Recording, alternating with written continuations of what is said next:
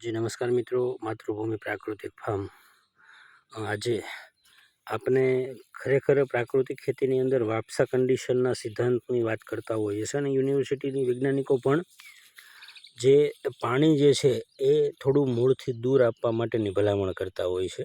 મિત્રો એનું મેઇન કારણ શું હોઈ શકે કે આપ આ જોઈ રહ્યા છો, આ ડ્રીપ છે.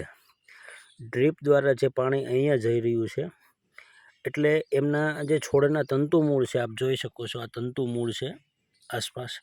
તંતુમૂળ એ પાણીનો ભેજ જે છે એ ભેજ લેવા માટે થોડા દૂર આવશે એટલે તંતુમૂળનો પુષ્કળ વિકાસ થશે. આપ જોઈ રહ્યા છો આ છોડના તંતુમૂળ છે. તો આવી રીતે દરેક છોડમાં આપ જોઈ શકો છો આ તંતુમૂળ છેક સુધી આવી ગયા. જ્યાં ડ્રીપનું પાણી પડે છે ત્યાં સુધી આ તંતુમૂળ દૂર દૂર સુધી, અત્યારે તો જો કે ચોમાસું છે એટલે મેક્સિમમ હોય, પણ મેક્સિમમ આ કારણ જે છે તંતુમૂળનો ખૂબ વિકાસ થાય દૂર સુધી. એ જ્યાં પાણીના ટીપા દૂર પડતા હોય ત્યાં પોતે ભેજ લેવા માટે આવે એટલે તંતુમૂળનો ખૂબ વિકાસ થાય અને જેને કારણે છોડનો પણ સંપૂર્ણ વિકાસ થતો હોય છે. તો આવી રીતે વાપ્સા કન્ડિશન જે છે, ભેજ અને 50% હવા અને 50% ભેજ, જે આ રીતે કામ કરતું હોય છે અને છોડનો ખૂબ સારી રીતે વિકાસ થતો હોય.